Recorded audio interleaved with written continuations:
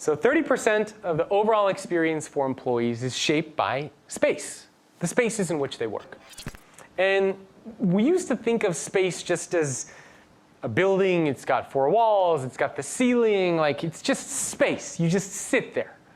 But now what we're starting to realize, and what researchers from Harvard and Ed Schein from MIT have put together, actually shows that the space acts as an artifact of your company. It's a symbol of your brand.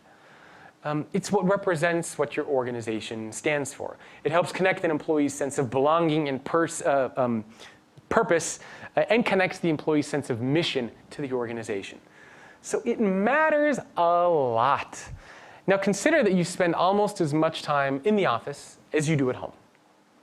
It's not hard to see why the spaces in which you work actually matter. Now before you ask, because I'm sure somebody's going to ask this, we can't control the space.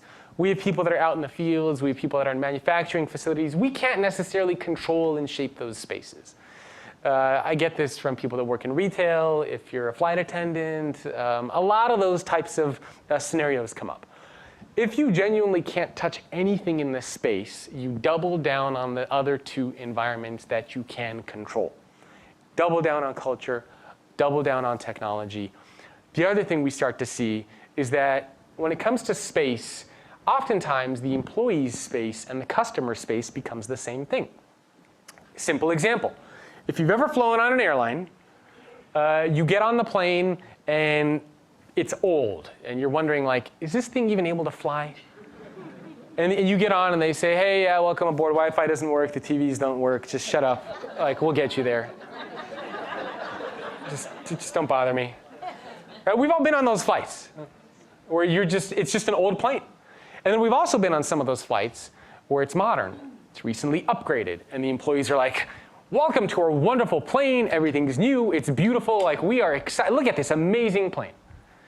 In that situation, the customer experience becomes the employee experience. The space is the same. So you have to think about that from that perspective, that if your employees have a bad experience when it comes to space, so will your customers.